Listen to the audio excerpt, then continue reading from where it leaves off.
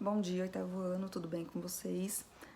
Na nossa última aula, nós começamos o capítulo 4, começamos falando sobre rebeliões que ocorreram na América Portuguesa no final do século XVIII, começamos falando sobre a Conjuração Mineira, falamos sobre os seus principais idealizadores, como ocorreu e como terminou.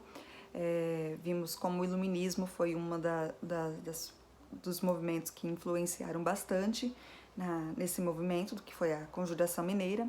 E hoje nós vamos começar a falar sobre a Conjuração Baiana, ou também conhecida como Revolta dos Alfaiates. Esse movimento ocorreu em 1798, aproximadamente 10 anos depois da Conjuração Mineira.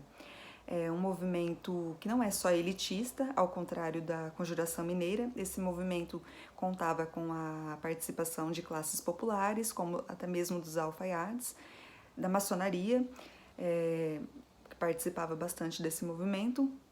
É um movimento, o Brasil passava por um período de bastante descontentamento, era palco de muitas revoltas por conta da metrópole, que era Portugal, e nós ainda éramos uma colônia. As cobranças abusivas da coroa sobre a colônia era um dos fatores que influenciavam bastante para esses movimentos. Outro fator que influenciou bastante foi por conta da quebra da cana-de-açúcar aqui no Brasil.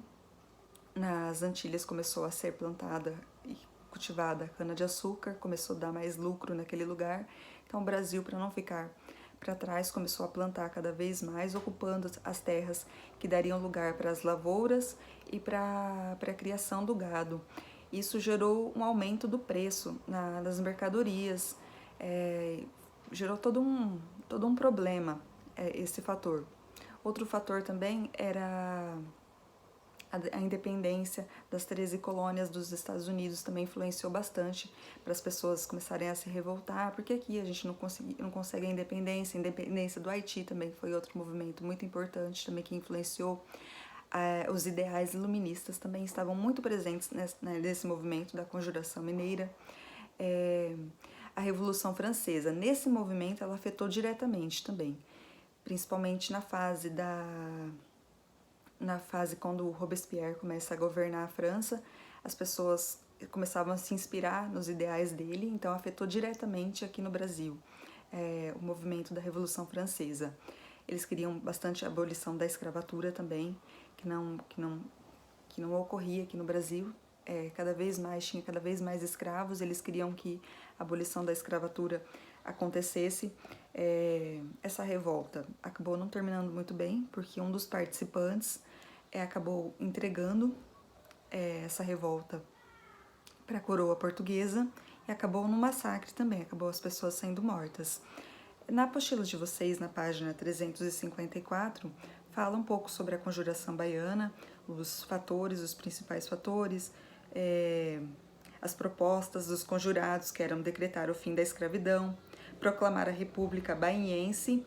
Quando eu falo proclamar a República, esse movimento não era do Brasil ao todo, era um movimento de cada estado, na Conjuração Mineira. Eles queriam o quê? Eles queriam só proclamar a República em Minas Gerais, que Minas Gerais fosse um estado independente da metrópole. Isso ocorria aqui também na Bahia. Eles queriam a República Baiense, né? Queriam que fosse um lugar liberto da metrópole, liberto de Portugal. Diminuir os preços dos produtos, porque os produtos estavam lá em cima, porque não tinha onde plantar esses produtos por conta da cana-de-açúcar. Então, os produtos estavam cada vez mais caros, as pessoas passavam fome, não tinham acesso a roupas, não conseguiam comprar roupas, alimentos. Então, esse também era um problema que gerava. Ter autonomia para comercializar, eles queriam livre comércio também com outros países, sem o impedimento de Portugal. Ou seja, você é uma colônia de Portugal, você recebe o quê? Você tem que obedecer às ordens da metrópole. Então, você não pode pegar o seu estado e comercializar com outros países, com outros lugares.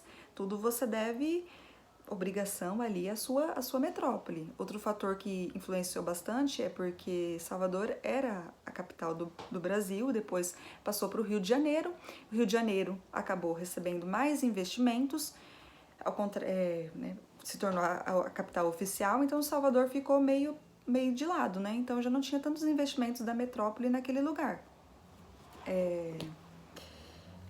Na página 355 continua falando também, fala da participação dos grupos, que não foi só a participação da elite nesse movimento, foi um movimento que teve a participação de vários grupos populares.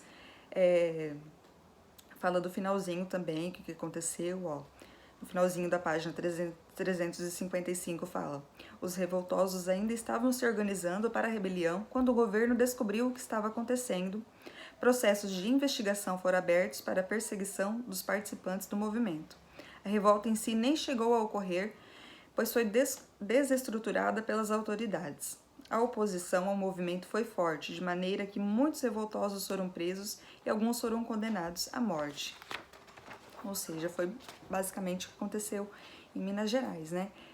Foi uma carnificina, foi um movimento que não chegou a ser colocado em prática, só ficou na teoria, só ficou ali no papel.